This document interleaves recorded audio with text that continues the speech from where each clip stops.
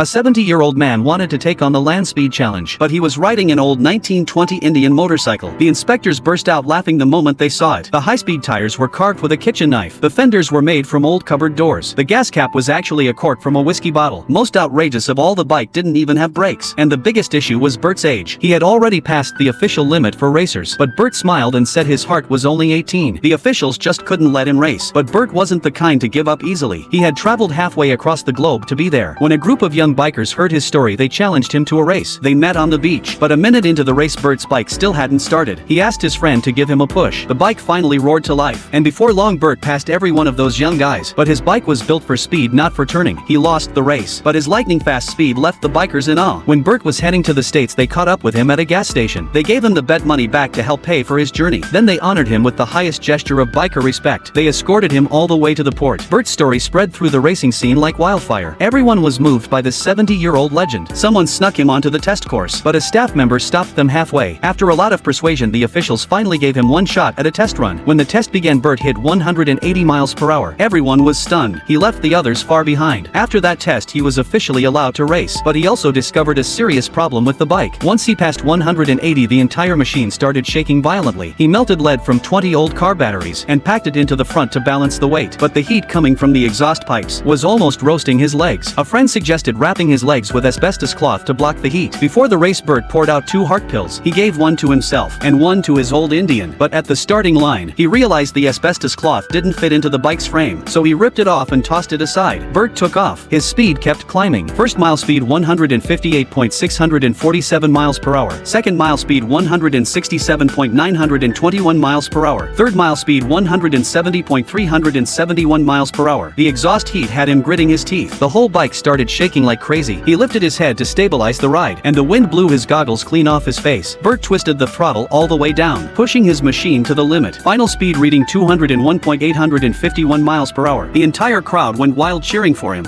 Bert had just set a brand new world record after crossing the finish line. With no parachute to slow him down, Bert skidded on the ground for a long time before coming to a stop. His whole body ached, and his legs were badly burned, but there was only a smile on his face. He had done it, and to this day, no one has broken his record. Do you know any other legendary racers like Bert?